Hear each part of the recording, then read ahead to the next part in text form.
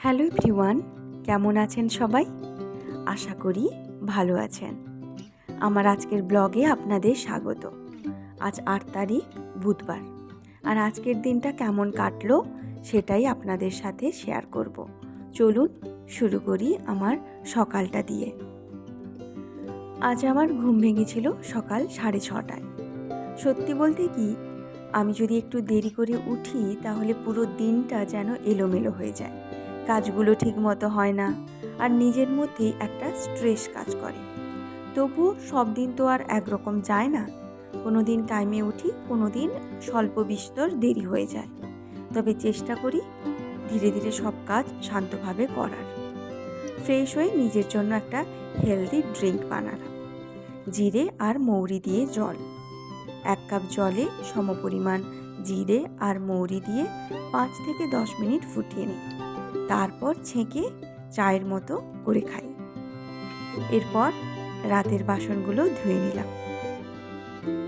আমরা পরিশ্রম করি, পড়াশোনা করি, বিভিন্ন জিনিস শিখি, কিন্তু শেষে যদি কাজ না পাওয়া যায়, সেটা যে কতটা কঠিন যারা এই অবস্থার মধ্য দিয়ে যায় তারাই হয়তো ভালো বুঝবে। দিনের পর দিন বয়স বেড়ে চলেছে, কাজ করার ইচ্ছে আছে, তবে কর্মসংস্থান নেই। নিজের লড়াইটা একান্ত নিজের মধ্যেই লড়ে যেতে হয়। চলুন এবার সকালের খাবারটা বানিয়ে নিই।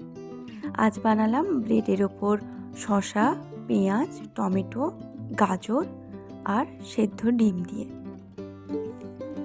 আর শিলিগুড়ির আবহাওয়া নিয়ে কি বলবো, সকালবেলা মনে হয় এখনই বৃষ্টি হবে, দুপুরে বেশ গরম, আর রাতে মেঘ করে বৃষ্টি।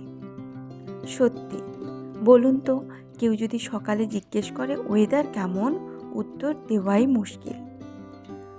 সকালে টিফিনের পর একটু সময় পাই, ভাবি অনেক কাজ করব, কিন্তু ওই 5 মিনিটের জন্য ফোনটা হাতে নেই, আর তারপর 5 মিনিট কখন 1 ঘন্টা হয়ে যায় বুঝতেই পারি না।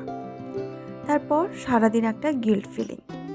সব জানি মোবাইল কম ব্যবহার না করলে কাজ এগোবে না, তবুও একই ভুল।